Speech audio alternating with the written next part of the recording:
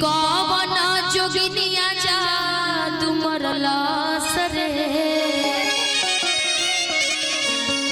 कि कौन जोगिनिया जा तुमरला सरे कि दुबराई गई लरा जाओ। पत्नी बड़ा परेशान बड़ी अपन पति के देख करके कि आखिर जब शादी भई रहे हमनी सके पति देव जब हमरा साथे रहले, जब बिहार रहले इतना मोट झोट रहले, जब इंडिया में रहले मोट झोट रहले, जब से विदेश कमाए गइल बड़े ना दुबर पातर हो के आ गइल बड़े। देसी ठाठ में पत्नी कह तरीका कि गइला तू बड़ा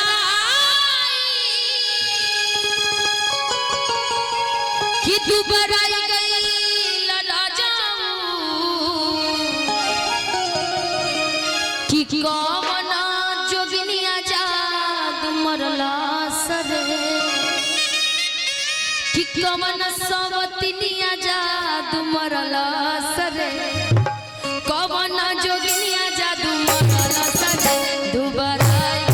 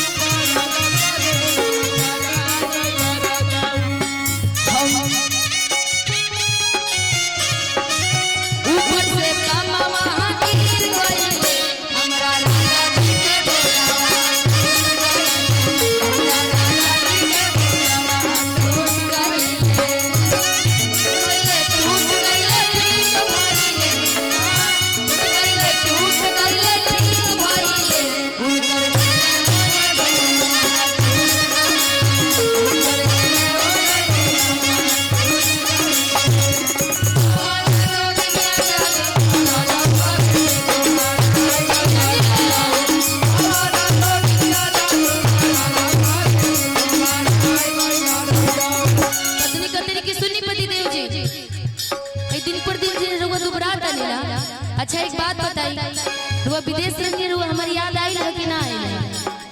पति देव का तरह की सुना देश का बानी ना विदेश में बानी, हम का बताई कि तोहर कितना याद आवत रहला था, लेकिन तू जाना तर कि हम कमाए आई वाली, जब कमाई बिना तू खइबू का और जब पैसा ना रही तो तू मॉल में जाके उड़ाइबू का। याद आवत रहला था, लेकिन का करी पैसा कमाए के बानो तो रखा तू ही तेगो एकलौता पत्नी हो हमार। पत्नी कहते कि ना ना हम सब जानते नहीं रहो राउरिया हमार याद रहुआ आइल है कि ना आइल है सब जानत नहीं। पत्नी कह तरीका मैं हरी के याद जदी जेकर सताई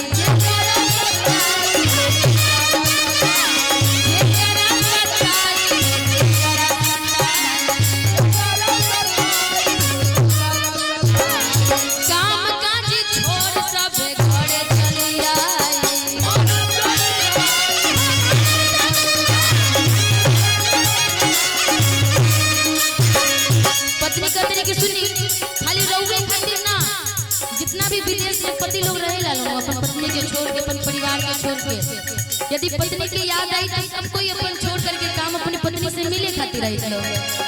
मैं हरी के याद जदी जेकर सताई